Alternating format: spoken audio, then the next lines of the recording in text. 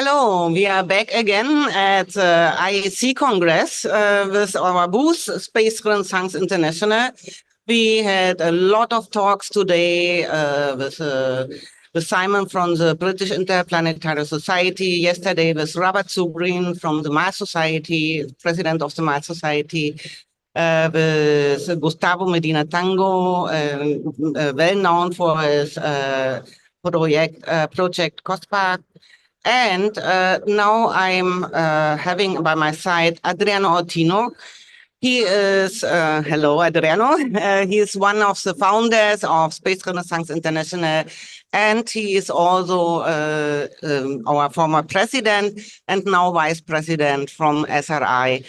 SRI stands for Space Renaissance International. We are a non-profit organization dedicated to the civilian, peaceful space exploration and space settlement. Welcome, Adriano. Thank you. Thank you very much, Sabine, for your introduction. And very professional and nice as always. And yeah, today I want to talk about an aspect that I think is almost neglected by everybody, but it's very, very much important because 2025 is the year in which COPUOS, the Committee for Peaceful Uses of Outer Space, will review the Space 2030 agenda. That is an agenda of the United Nations, even if nobody knows about that, only us, space activists. That talks about the goals of space, the goals before 2030 to be reached in space activities. Now, I will help myself with some slide. Yeah, thank you. Adriano is sharing the screen. He was faster with the introduction of his topic. And he will talk about the concept for a critical review of the UN Space 2030 agenda.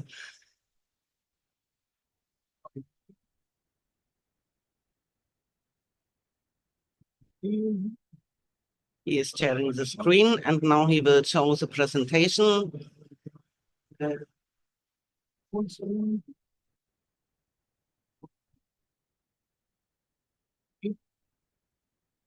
And put it here. No, the point is that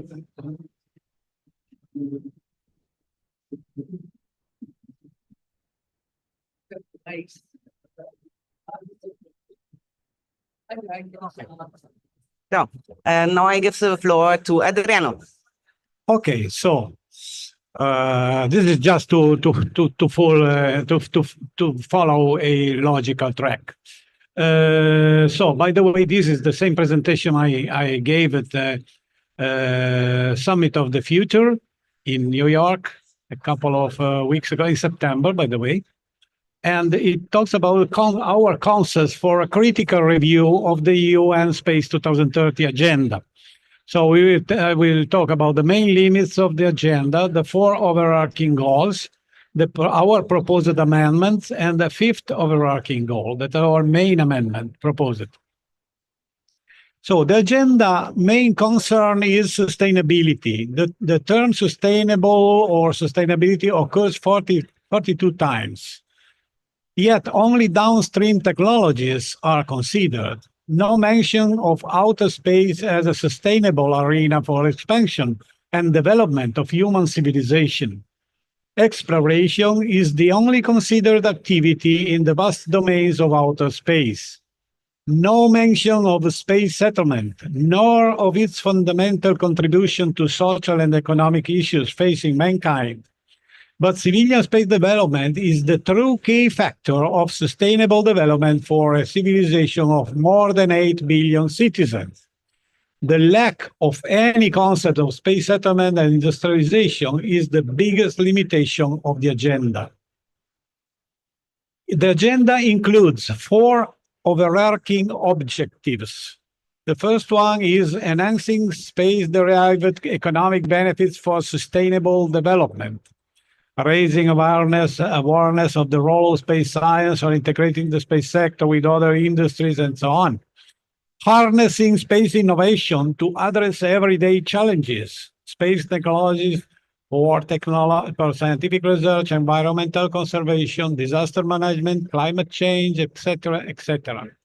Improving access to space and its socioeconomic benefits, inspiring jobs, promoting space exploration, providing education and training, and so on. Building partnership and strengthening global governance of space activities, enhancing the role of the UN Scopus, promoting international treaties and laws, and improving transparency in space, and so on.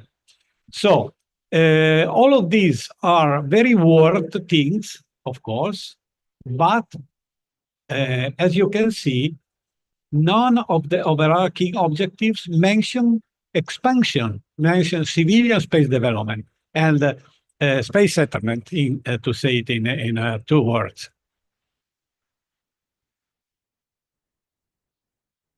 So we have about 39 amendments proposed to the agenda with the following scopes: adding the concepts of space settlement and industrialization where only downstream technologies and tools are mentioned.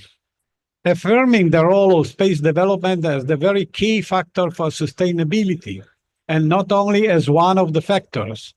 Soliciting the needed evolution of the space legal regime with provisions for the extraction and usage of space resources and for space infrastructure construction.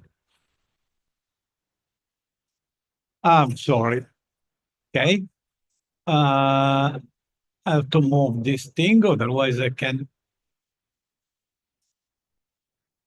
Promoting orbital debris remediation, recovery, and reuse. This is very important. Adding space philosophy and humanistic disciplines to STEM discipline, young generation, and women. Adding 8 thematic priorities to the 7 thematic priorities listed at paragraph 17 of the agenda. Promoting the extension of traditional jobs and businesses into outer space infrastructures.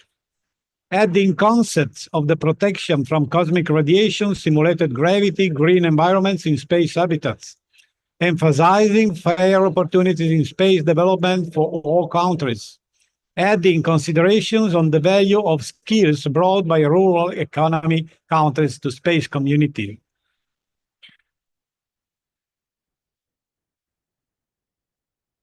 So these are the thematic priorities as we propose to reorganize them and resort to the 7 thematic priorities identified by Unispace plus 50. 8 more thematic priorities are added, and the whole list is resorted as follows. Number 1, in the areas of global partnership in space settlement, innovation, and further exploration. So the yellow words are added by us as an amendment to the agenda point, thematic priority. Thematic priority 2 remain as it was, current and future perspectives of the legal regime of outer space and global governance. The thematic 3 is completely added, an international framework towards supporting research for life and health protection in space, like protection from cosmic radiation, simulated gravity, green environment in space habitats.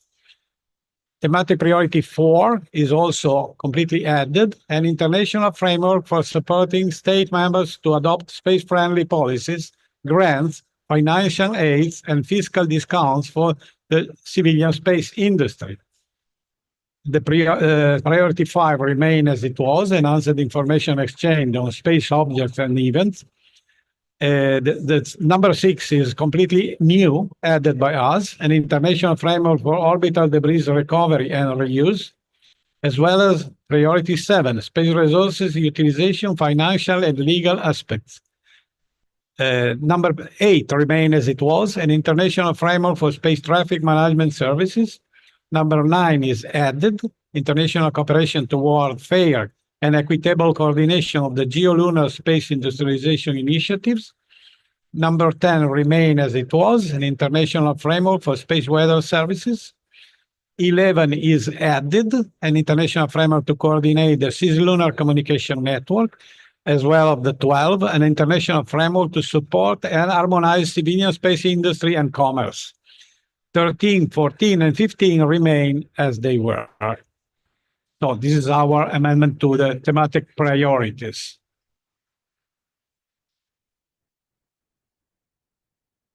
Then, let's go ahead.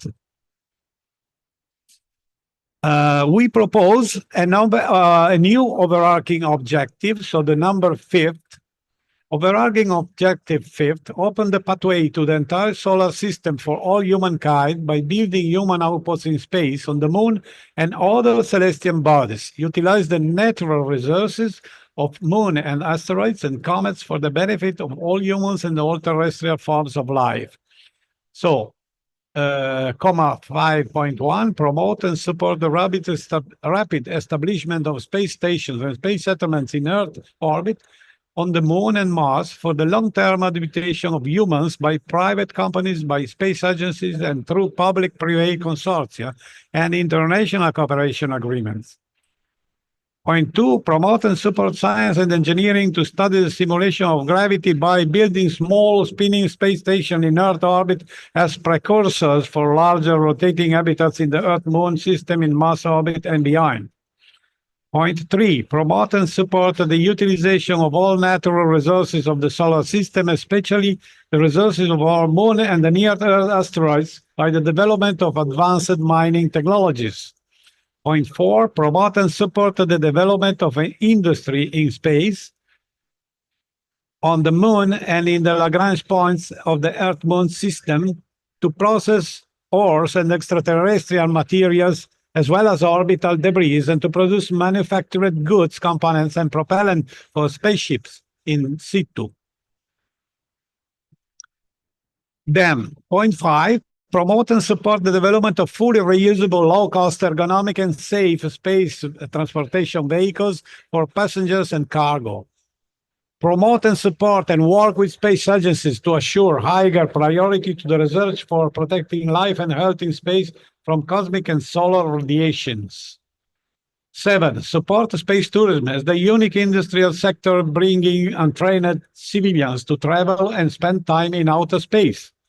8, currently with the thematic priority 4, promote an international framework for supporting state members to harmonize public and private initiatives, adopting space-friendly policies, grants, financial aids, and fiscal discounts to the civilian space industry. 9, emphasize the importance of civilian space endeavors, space industrialization, and future space settlements as the next step of peaceful human evolution and the key factor of sustainable development. Number 10, develop outreach to the public audience, raising general awareness of civilian outer space development as a key factor of terrestrial sustainable development. Emphasize the urgency to kick off the incremental process of global space settlement and industrialization. Invite celebrity testimonials from many walks of life to promote and communicate that. Last 4 points. The 11th, inspire youth to undertake studies and careers in many disciplines related to expanding civilization into space, like science, technology, engineering, philosophy, ethics, sociology, anthropology, arts, psychology, social sciences, architecture, agriculture, farming, tourism, computer sciences, and artificial intelligence, real-time automation, project management, systems engineering, quality standards, and methodologies. 12, promote and support space-based artificial intelligence, big data banks, and big servers for electronic money, utilities, and banking attributes, also considering the needs of Global 7 of the Global 7 SDG realization. 13, support policies for lunar and asteroid mining in order to achieve rare minerals such as cobalt for the green energy transition related to SDGs 13, 14, and 15. 14, promote and support peaceful development, fair competition, and collaboration in space, namely between Artemis Accords, ILRS, and any new cooperative initiative that might arise within the frame of the incoming cislunar economy. 15, promote and support a ban on weapons in outer space as an evolution of the Outer Treaty Article 4. Designate a comprehensive space weapons ban as a set of mutual agreements that cover all pertinent issues, including usage of dual technologies such as satellite maneuver vehicles and power beaming attributes. The 16 AD and 18 SDG focused on civilian space development to the United Nations 2030 agenda. Achieved this key milestone during the UN General Assembly 18 in 2025. Determined that the placement of an 18 SDG will ensure the progressive and durable status of outer space development for indefinite future. The Space 18 SDG to provide a clearinghouse included in the Committee for the Peaceful Uses of Outer Space, harmonizing the various and concurring interests of all stakeholders, governments, space agencies, private companies, non-governmental organizations, spacefaring and not yet spacefaring countries. So, I terminate with a quoting of Amartya Sen, is sorry, I'm trying to move this thing. Okay, I've done. Amartya Sen said this about globalization. He said, confounding globalization with westernization is an ahistorical and also distracts attention from the many potential benefits of global integration. Globalization is a historical process that has offered an abundance of opportunities and rewards in the past and continues to do so today. The very existence of potentially large benefits make the question of fairness in sharing the benefits of globalization so critically important. The central issue of contention is not globalization itself, nor is it the use of the market as an institution, but the inequity in the overall balance of institutional arrangements, which produces very unequal sharing of the benefits of globalization. The question is not just whether the poor too gain something from globalization, but whether they get a fair share and fair opportunity. Globalization deserves a reasoned defense, but it also needs reform. So we are paraphrasing the Amartya Sen declaration, saying that the not yet spacefaring peoples must not be eternally kept in a position to beg for the crumbs that fall from the table of the rich, but they must be offered real opportunities for social growth and development. So this is our intention and our basic concept. Okay, so this is the end of our paper. This presentation reflects a paper prepared by Space Renaissance International that is going to be shared within all the space advocacy organization, because we are calling all of the space advocacy organization to develop their own critical review of the UN Space 2030 agenda. And so this will be our work during the next month before the next General Assembly of the COPOS that will be in June 2025. Okay, so my presentation is now over. I stop sharing and give back to Sabine. Okay, thank you, Adriano, for this profound information. And I hope we see us next year in this event, UN. Yeah. And yeah, thank you for joining us. Thank you for being here with us and to give us this information. Okay. Thank you. Bye. Thank you very much, everybody. Ad Astra.